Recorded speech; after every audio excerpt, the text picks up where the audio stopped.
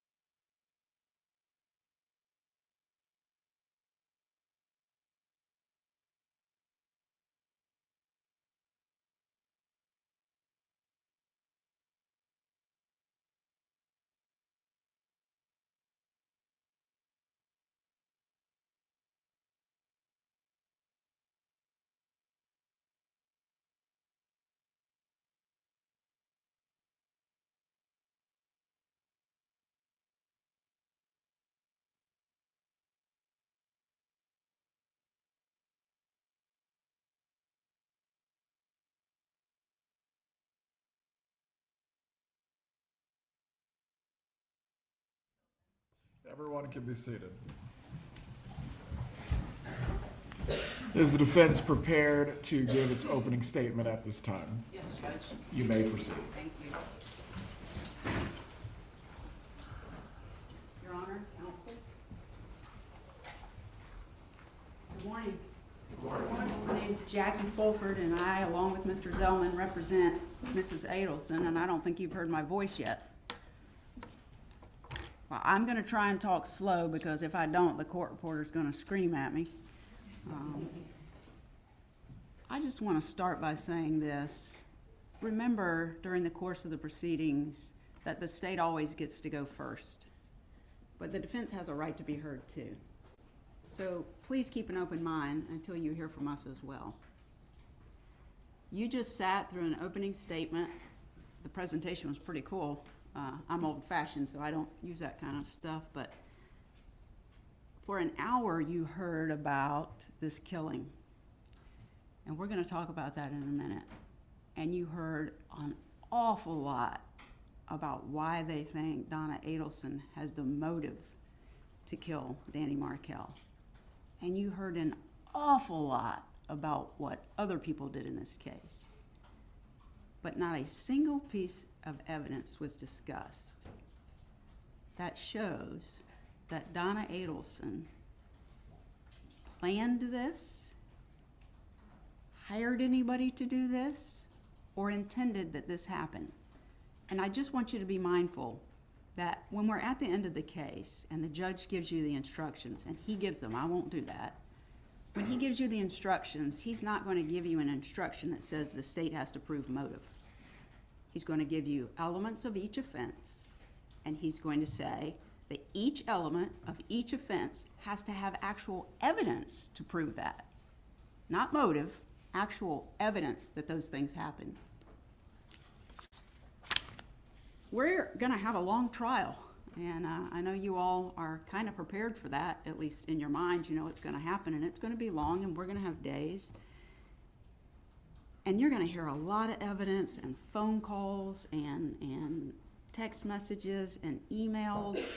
But I want to ask you to never, ever stop thinking for the 2 weeks or 2.5 weeks that we're here about why it is we are really here. Not just because Donna Adelson is on trial, but because 2 men killed Danny Markel. Don't forget Danny. He was an amazing professor. He was very well educated. He had 2 degrees, I think, from Harvard, one of them from law school there. He was a professor. He had students. He was very well respected by his peers, his colleagues. He traveled all over the place to talk at conferences.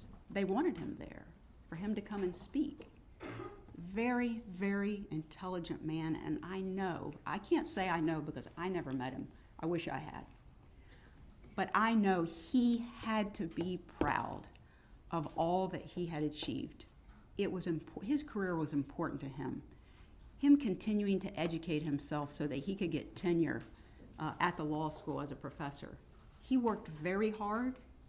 He earned a lot. What he did not earn was for somebody to do this to him. You're going to hear that Wendy Adelson, the daughter of my client, was married to Danny. And I'm not trying to be informal when I say that. I respect Mr. Markel, Dr. Markel, but because so many people in the trial are going to refer to him as Danny, I'm going to do that if that's okay. But I don't mean any disrespect by doing that. More important to Danny Markel than anything in the world were his little boys.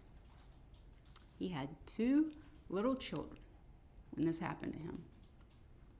A 3-year-old and a 4-year-old.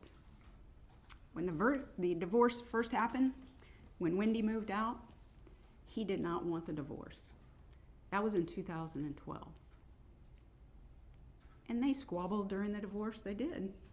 Each side argued for their side.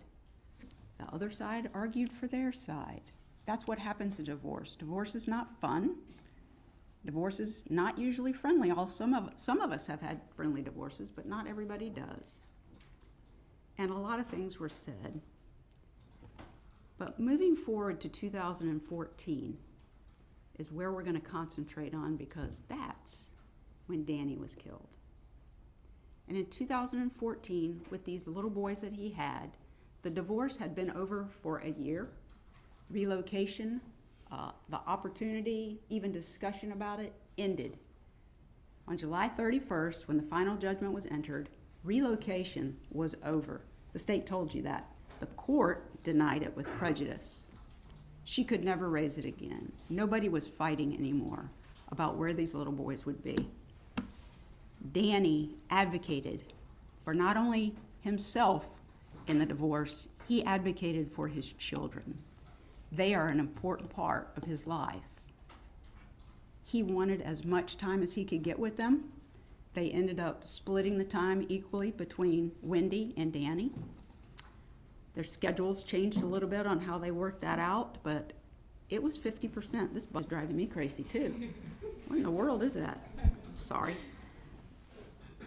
He continuously, from the time Wendy moved out till the time that he was killed, spent as much time as he could get with his children. He loved being with them. If it wasn't his time to have the children, he would go to their little preschool and spend time with them there. He wanted to talk to them on the phone as much as he could. You guys are way younger than me, so maybe you don't even know about this, but I guess there was a thing called Skype. I don't even know if it still exists, but I guess it's like FaceTiming, but doing it on your computer. And that's how he wanted to talk to his kids, so that he could see them when he wasn't with them while he spoke to them. Now, at 3 and 4, it's kind of hard to wrangle them to sit down in front of a screen. So Danny came up with a really good idea. When he Skyped the children, it would be most of the time after the kids had had their dinner and had their baths, where they're kind of calmed down, they're not in their little running around state, and he would read bedtime stories to them. When he didn't have his little kids, he still wanted to know that when the children went to bed, they didn't forget about Daddy. And he made sure that didn't happen. These kids are not deprived of their father. Their father was brutally taken from them. Not just when they were 3 or 4, or 5 or 6, or 7 or 8, but up into their teens. They lost the opportunity because someone took it from them to grow up with a father, to have his involvement and influence in their lives, to talk about what he did as a kid and share his experiences. All of that was stolen from him. That's very important. This Skyping that he did with his kids, Mrs. Adelson, when she had the little boys, actually arranged so she could do that with him. And she would keep the kids in front of the screen while he talked to his children. You've heard a lot about how she hated him. She said some ugly things during the divorce. Pretty foul things, actually. But you're going to learn through the evidence why that was occurring and how she was actually interacting with Danny. They're two very different things. I want to talk to you now about my client, Donna Adelson. She is a normal person, just like all of us. At the time that this happened, she was 64 years old, married to her husband, Dr. Adelson, a dentist. Now they've been married 54 years. It was somewhere in the 40-year range when this happened 11 years ago.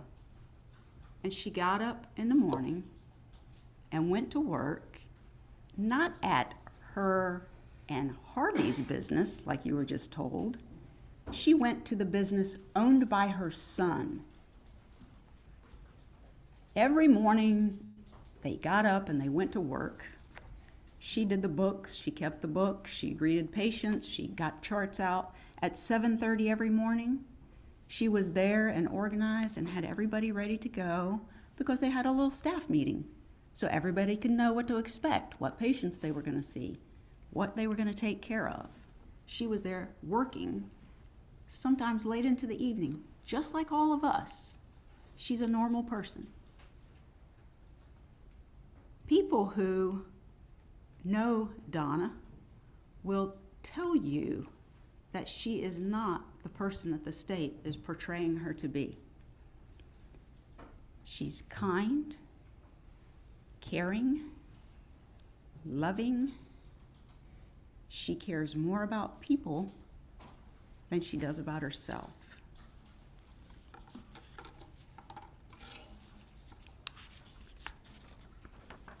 Now, what happened on July the 18th of 2014?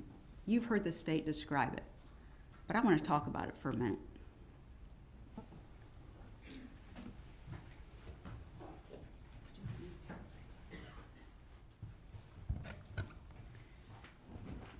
The state is going to be able to prove to you some of the things they were talking about.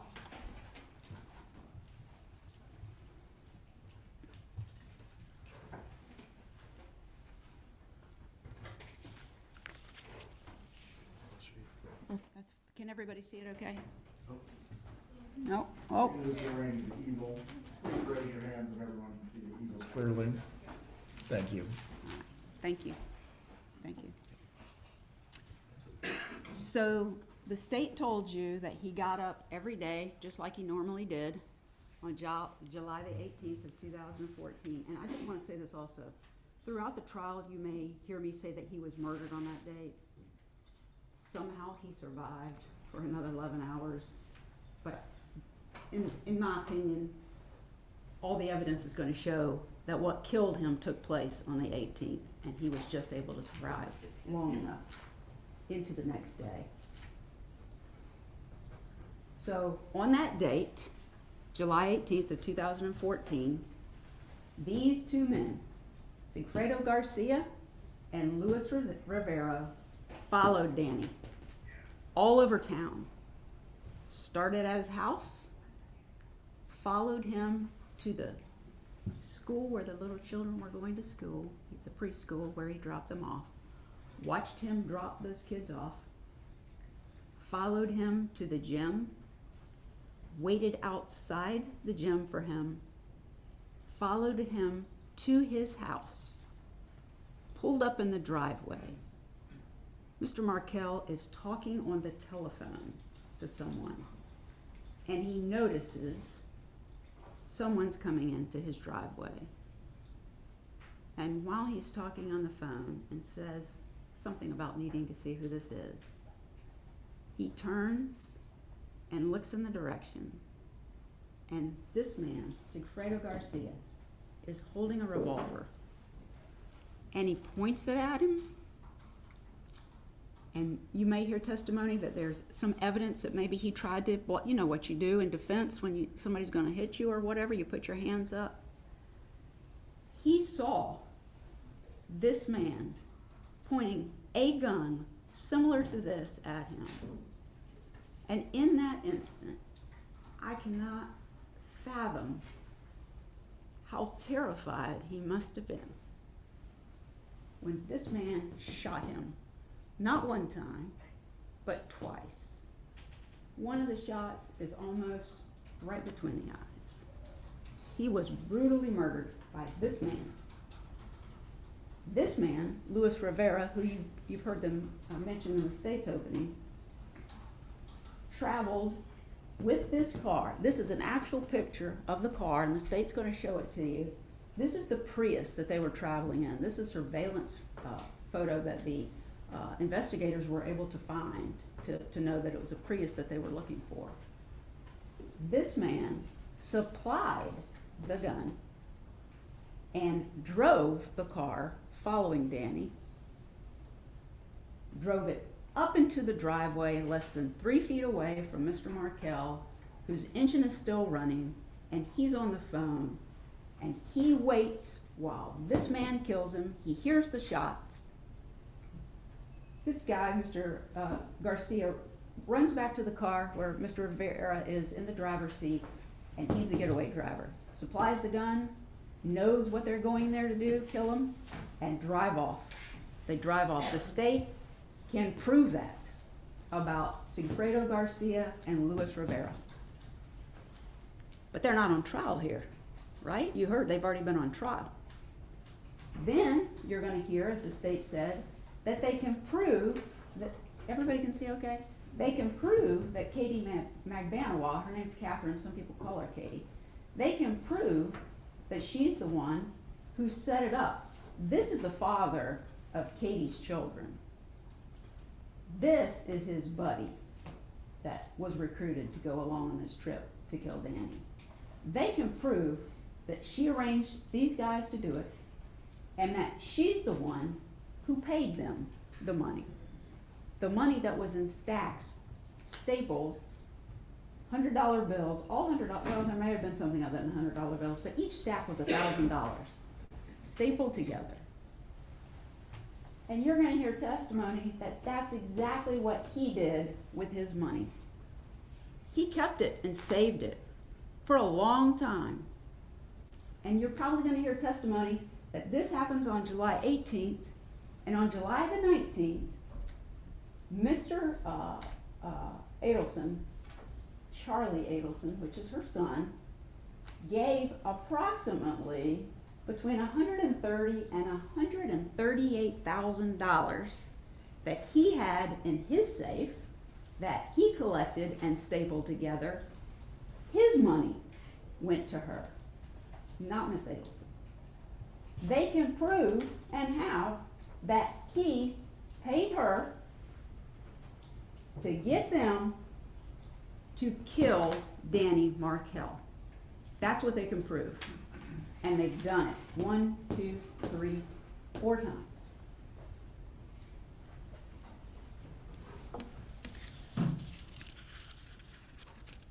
This case is really a lot about theory and motive and not evidence. The state has a theory, and for the past 9 to 11 years, in fairness, probably 9 years, they have told the whole world that Mrs. Adelson was the reason that this happened. Mrs. Adelson was the reason that this happened. They've told this story, and it's outrageous. It gets people's attention. It's made a lot of money for the media, interviews, specials. Some people in jury selection said they had watched these specials. Lawyers on there, investigators on there. They made a lot of money for the media, and it got big attention because this is outrageous, what happened. It is truly outrageous. But what's more outrageous is, without any evidence, only motive and theory, they put her at the top of this pyramid. She's the matriarch. She's the matriarch mastermind behind Danny being killed, and they don't have evidence of that. That's what's outrageous.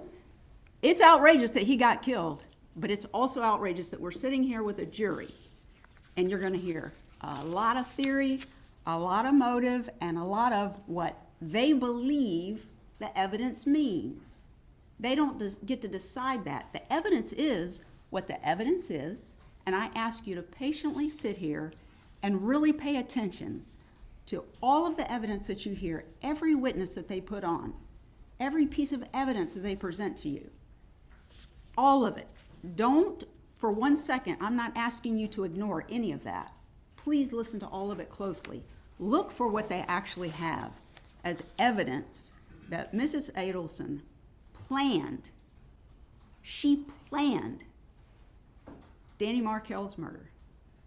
That she engaged these men to kill him. And that she gave the money to her son to give to Katie to pay them. You won't find evidence of that. The evidence about the $3,000 a month, I have that here on this board, $3,000 a month. Charlie Adelson gave $2,000 a month, and he instructed his mother, for reasons you're going to learn in the trial, out of his business account to put her on payroll. She worked for him and she paid that money. It's this man's money, not Donna Adelson's. At the end of listening to all of the evidence, we're going to have an opportunity to make closing arguments. And the judge is then going to give you, well, he's going to give it before, he's going to give you all of the instructions on what it is that you have to decide. Did the state charge and then prove that Mrs. Adelson committed a conspiracy? Not one of the elements, all of the elements, proven by evidence, not theory, not motive. For each count, then solicitation, all the elements. So while you're listening to the evidence, you don't know what those elements are, but think about what each thing it is that the state has alleged. She planned it. She got people to do it. She intended that he die. That this woman wanted to take away the father of her grandchildren for the rest of their life because of relocation that happened a year ago and was done and over. And at the end of the case, because there's not going to be evidence that she did this, keep an open mind. Listen to all of it. We're going to ask you to find her not guilty of every single count. Thank you. Thank you, Ms. Fulford. Mr. Zellman, if you could take down the easels at this time. Is the state prepared to call its first witness? Yes, Your Honor. The state calls James Geiger.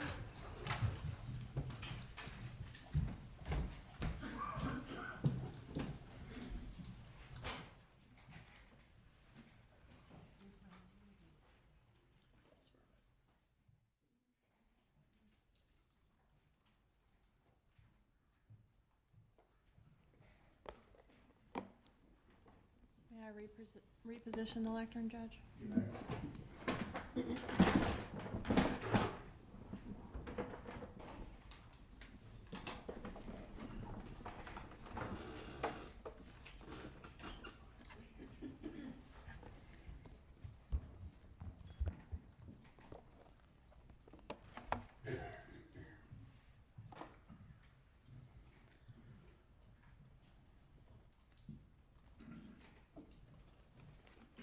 Geiger, please raise your right hand to be sworn, sir. Do you swear